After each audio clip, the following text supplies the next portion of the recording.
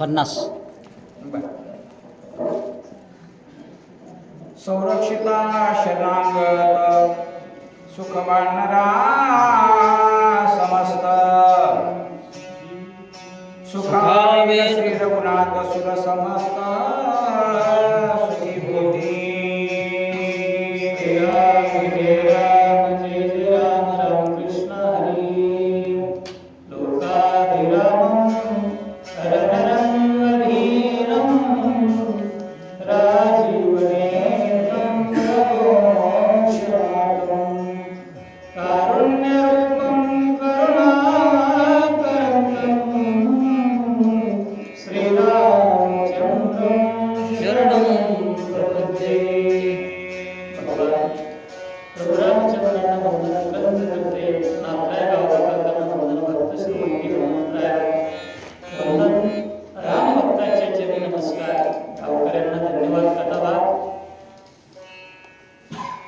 दोन्ही भक्तांचा संवाद झाला आणि या संवादामध्ये लक्ष्मणाच्या मनातला भाव व्यक्त करत असताना हनुमान म्हणतात भरतजीला, भरतजी आमच्या लक्ष्मणाला ही गोष्ट मनाच्या ठिकाणी आली, कारण देव जर कोणत्या गोष्टीनं सुखावत असेल तर शरणागताचं रक्षण केल्यामुळे सुखावत होते. आणि म्हणून जर मी एका शरणागताला अभय दिलं तर परिणाम काय होईल, माझ्या देवाला सुख वाटेल. म्हणून शरण आलेली ती शक्ती आणि शरण आलेला शरणागत असणारा विषय दोघांसाठी दोन भाव लक्ष्मणाने व्यक्त केले. कसा? एक पाठीमाग घातला, शरण आलियासी पाठी पाहता ती कृपा दृष्टी. शरण आल्याने पाठीमाग घातला. देवाने सुद्धा तेच केलं. जो शरण आला त्याला पाठीमाग घातलं. आपण पुढार राहिला पांच जन्म अस्फुरला आवडीलाची. त्याच्या अगोदर मला सांगतात, जो पायीक असणारा माझा पायी पाठीशी घातला आपण पुढार राहिला. तसं देवाने शरणागतालाच घातलेलं पाठीमाग, तसं लक्ष्मणाने शरणागताला पाठीमाग घातलं आणि शक्ती पोटाच्या ठिकाणी जागा दिली. देवाला आनंद झाला. राम वदिला रावणा अभिषेकीला विभीषणा सिद्धी पावेल पूर्णपणा वचन रामाचे. आणि मी जर शरणागताला जागा दिली तर प्रभू काय करतील? ज्या कार्यासाठी आले ते कार्य करतील. वेळावया देवांची सांगली स्वधर्म वाढवा वयावाडी नाम मोक्षाची उडवा वयावी सूर्यवंशावाडी दशाली. ते कार्य करणार आहेत त्याला मारतील आणि विभीषणाला गादीवर बसवतील. गादीसाठी सगळं चालेल ना, त्याला ते प्राप्त होणार आहे. म्हणून लक्ष्मणाने हे सर्व केलं. एकल्या माझ्या जीवासाठी उल्हासती ब्रह्मांड कोटी राम विजयी सकळ सृष्टी माझ्यासाठी होईल. बर माझा जीव तू शुल्लक आहे. माझ्या जीवामुळे जर एवढ्यांना आनंद होत असेल, उल्हासती ब्रह्मांड कोटी, या ब्रह्मांडातल्या प्रत्येक चर असेल आचार असेल या वस्तूला जर आनंद होत असेल ना, माझा जीव गेला तर काय हरकत आहे? रामप्रभूला आनंद ज्या गोष्टीमुळे होतोय तीच गोष्ट करायची. आणि भगवान विजय निश्चित होणार आहेत मला माहित आहे, कारण विजय त्यांच्या जवळच आहे. का यशस्वी औदार्य ज्ञान वैराग्य यश नावाचा गुण जर कुणाजवळ असेल, देवाजवळच आहे. निश्चित माझा परमात्मा यशस्वी होईल. म्हणून माझा विचारोनी चित्ती पसरली अंगाची राखली हृदयी झेलली ब्रह्मशक्ती केली ख्याती शोभिले. या देशासाठी, या धर्मासाठी, या मातीसाठी स्वतःचा देह अर्पण करणं, देह देणं हे मोठं शुभत्वाचं लक्षण असतं महाराज. नाहीतर जीवन तर प्रत्येकच जगतो, पण ती आई धन्य आहे. जननी जनेतो भक्त जनेया दाता जनेया शूर नहीं तो बिचारी बांझ भली क्यों खोवे अपना मूल.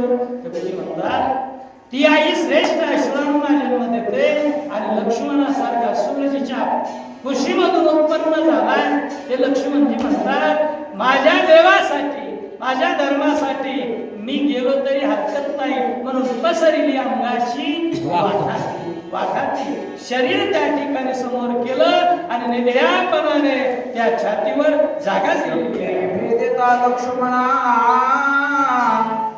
गरजे सिंहणाले रमण त्यावरी चालिला रघुनंदना धनुष्यबाण सजोने. मला सांगा देव सावध असतो, भक्त असावध असतात का? नाही. कारण भक्तांचं लक्षणच आहे सावध झालो, सावध झालो हरीच्या आलो जागरणा. जे नित्य सावध आहेत त्यांना भक्त म्हणायचं, कधी बेसावध नाही. पण असा सावध असणारा लक्ष्मण बेसावध कसा केलं? रणभूमीच्या ठिकाणी एक अफवा उठवली काय, रणामध्ये रघुनंदन पडला. आणि ही बातमी ज्यावेळेला पसरली त्यावेळेला लक्ष्मणजीचं मन विकळ झालं. आणि मन विकळ झाल्याच्या नंतर शक्ती सोडली आणि ती शक्ती लक्ष्मणजीला लागली. घडलेली घटना हनुमंत सांगू लागले. सोडून या निर्माण बाण तत्काळ मारा बारावरे साधिले विधान पाठिली मोनी पळा.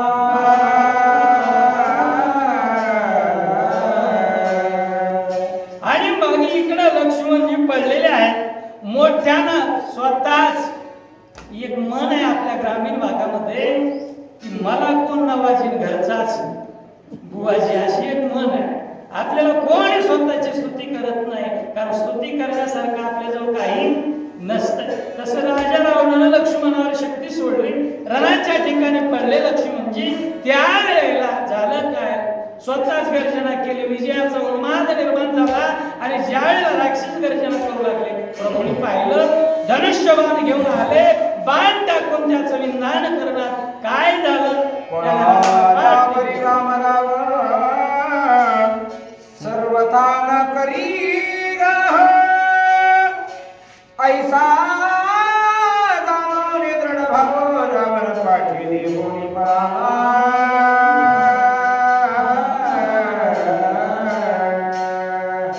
खरं सांगायचं म्हटलं तर महाराज सुरांचं लक्षण आहे. तुकोबाला सांगतात एका भक्ताच्या ठिकाणी, साहोनी बाण शस्त्र कोणी शुराठा उंच स्तरी. शूर उंचत्वाला कधी जातो? जे देशासाठी लढले ते अमर हुतात्मे झाले. अमर होता येतं रणभूमीच्या ठिकाणी. अश्वमेध याग करून सुद्धा ती जागा प्राप्त होत नाही. या उंचीला पोहोचता येतं, पण कधी रणाच्या ठिकाणी जसं सूर्य उगवला की सूर्यफूल त्या दिशेला जातं महाराज. सूर्य जर पूर्वेकडे असेल तर सूर्यफुलाचं तोंड तिकडं असतं. आणि दुपारा माध्यानंतर सूर्य पश्चिमेला गेला की सूर्यफूल सुद्धा पश्चिमेकडे जातं. तसं समोरून बाण येत असेल तर निधडी छाती केली पाहिजे. इथं तसं केलं. यानं काय केलं? पाठ दाखवली. पाठ मोर झाला आणि पळायला लागला. विजयी झाला रघुनंदन पाहू आला लक्ष्मण तव मूर्छा पन्न देखी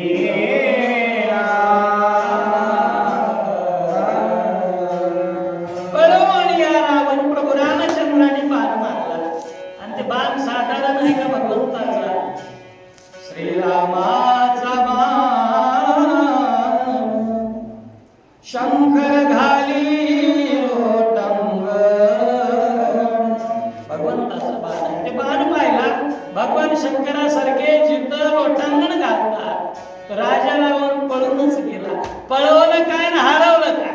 रणात पाडलं काय? विजय झालेले परमात्मा लक्ष्मणजी जवळ आले. पाहिलं समोर वाढवणी अमृत हस्ती केली निर्वीर्यते शक्ती विशल्य न करी तदुपती ब्रह्मवचना काय केलं भगवंताने? आल्याच्या नंतर आपला हात द्या. आमचा हात जर एखाद्या गोष्टीला लागला ती गोष्टच राहत नाही. ही आमच्या हाताची कर्तव्य. पण देवाचा हात कमळाप्रमाणे फिरला. लावणीया हात वाढला माझा, सांगितली चिंता न करावी. शक्ती लागली ना, आता चिंता करायची नाही. आणि भक्ताला चिंताच नसते. एरवी तरी माझी या भक्ता आणि काय संसाराची चिंता करू नका लक्ष्मणजी. आणि अभयदान भगवंताने तिथंच दिलं. ब्राह्मणाचा अतिक्रम सर्वता न करी रघुत्तम आदरीला लौकिक धर्म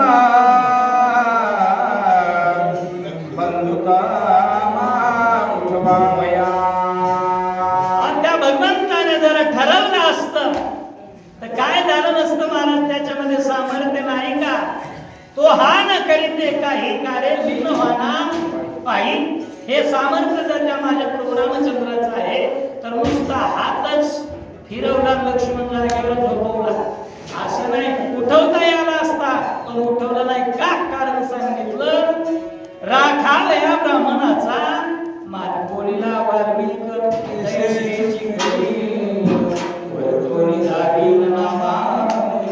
हा मान राखण्यासाठी लक्ष्मणाला उठवलं नाही म्हणतात. सुषेण वैद्यराज उसता झाला रघुराज वेगी उपावसाका मतबंधुराज उठवावया. संकट समयाला मदत घ्यावीच लागते. आणि त्या वानर सेनेमध्ये एक तरबेज निष्णात असणारे डॉक्टरजी वैद्यराज बोलावून घेतले सुशीलांना आणि विचारलं, माझा प्राणप्रिय सखा असणारा बंधुराज या रणाच्या ठिकाणी निचेष्टित पडला. या लक्ष्मणाला वाचवण्यासाठी काहीतरी उपाय सांगा. त्यावेळेला सुसेन महाराजांनी सांगितलं, आता पुढं काय करायचं ऐका. सुसेन वैद्य सुबुती अनबिल्या दिव्य औषधी शक्ती भेदने हृदय संधी देश शुद्धी विरवावया. सुसेनजी आल्या आणि सांगितलं काय की लक्ष्मणजीला जर उठवायचं असेल, सावध करायचं असेल तर एक काम करावं लागतं. दिव्य औषधी आणावे लागतात. आणि कोणतंही रुग्ण मेडिकल शिवाय व्यवस्थित होत नाही. आणि ते लागणारच आहे. दिव्य औषधी आणा, लक्ष्मणाला सावध करता येईल अशी सूचना वैद्यराजांनी होता पहा औषधी समुदाय म्हणून मदधारी राम राम महाभाव परियेचे. डॉक्टरांनी जसं जसं सांगितलं होतं ते साध्यानंद सांगत असताना हनुमंतराय म्हणू लागले, भरतजी महाभाऊ ऐका, सूर्योदय न होता पहा हो. सूर्योदयाच्या अगोदर या औषधीचा समुदाय घेऊन यायचा आणि हल्ल्याच्या नंतर वेळेमध्ये कार्य झालं पाहिजे. वेळेची मर्यादा बंधन घालून देऊन मला पाठवलं आणि त्या औषधी घेऊन येत असताना पर्वत घेऊन इथपर्यंत आलेलो आहे. मी आलो वेगवंत नोळखे औषधी भार येथे लागू पाहे उशीर मला डोंगर पडीला. काय झालं? मी अतिशय वेगामध्ये गेलो, सुसाट त्या ठिकाणी पोहोचलो. पण तिथे गेल्याच्या नंतर कामच नाही. काम नाही झालं. आम्ही बऱ्याच वेळेला शाळेला लवकर निघतो पण गंगाखेडच गेटला गेलो अर्धा तास आमचा वेळ जाते, निघूच देत नाही. आम्ही खूप लवकर निघलो तरी तसं बऱ्याच वेळेला होत असतं. आलं पण औषधी ओळखता येत नाही. मग पर्वताची उपटीला आणि पर्वत घेऊन इथपर्यंत मार्गी जाता पुरवानवीत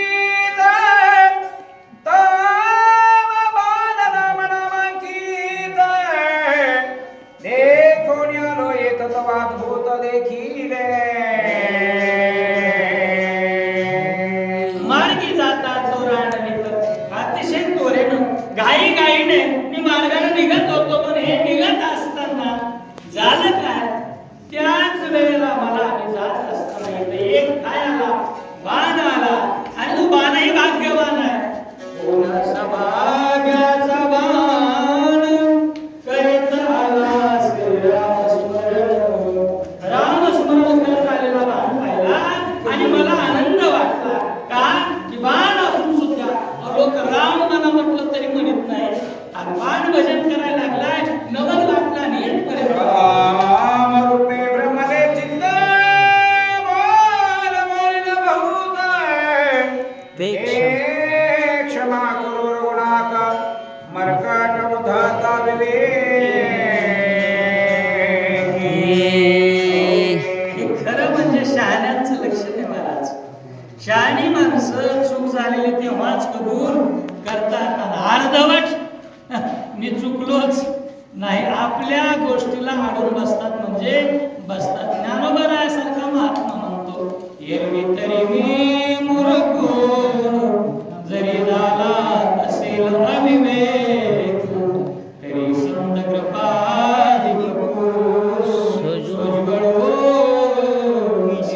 ही विवेकाची भाषा आहे. जसं हनुमंतराय म्हणू लागले महाराज अहो मी माकड आहे माकडाला काय करतं पाले खाणारी आमची जात राम समजून तुम्हाला युट्यूबला टाकायचंय बोललो माझं क्षमा करू रघुनाथ तुम्ही तर क्षमा कराच पण देवाने मला माफ कोणी करा. तुझा आश्रम अत्यंत झाला मने विसरला वनधर्म सर्व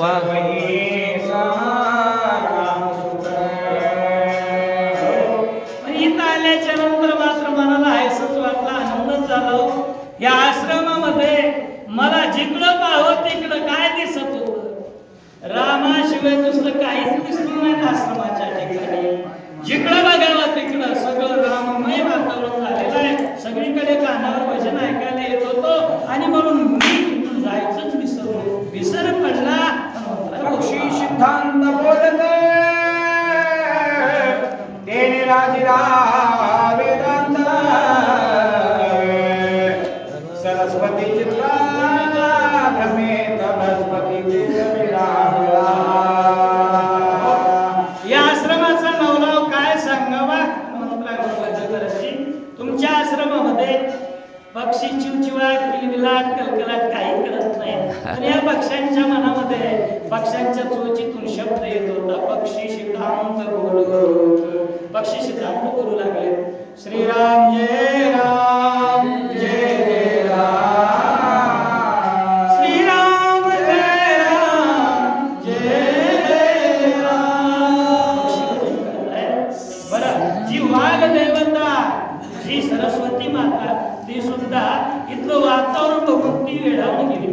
बृहस्पती सारखा बोलका चतुर कुणी नाही पण तोही आश्रमाच्या ठिकाणी वेळावला. ख्याती आश्रमाची आहे. सकाळ भरताश्रमी निरंतर भोगे वर्तते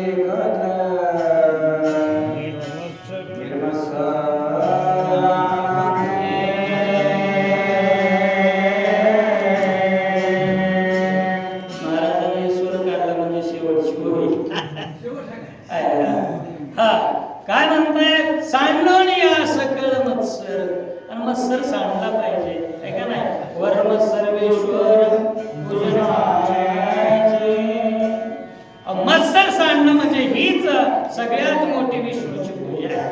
मत्सर सांडला गेला पाहिजे आणि इथं सगळ्यांनी मत्सर सांडलाय. प्रत्येक भूताच्या ठिकाणी उंदीर आणि मांजर जमतंय का नाही एका ठिकाणी जमतच नाही. तो कोबरासारखेला म्हणावं लागलं पाहतो उंदीर घेऊन जाय बोका तैसा काळ लोकांनी तरसे. तो काळ त्या उंदराप्रमाणे लोकांना जसा घेऊन जातो पण त्या बोक्यामध्ये आणि त्या उंदरामध्ये सुद्धा मैत्री होती. मत्स्यर नावाचा गोष्ट पाहायला नव्हता. हे मला या आश्रमामध्ये पाहायला श्रीरामाचे गुण कपी सलाठवे कपी पर्ण हनुमान झाला मूर्छापन्न देहाचे भान विसरला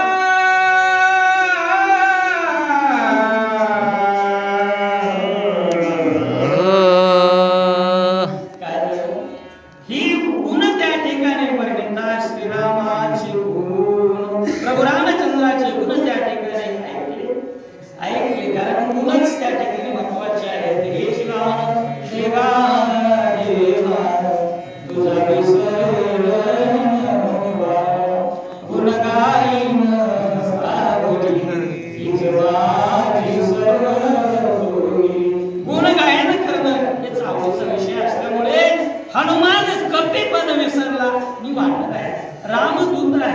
ज्या कार्याकरता आलोय त्या गोष्टीचा विसर पडला, भूल पडलेली आहे. आणि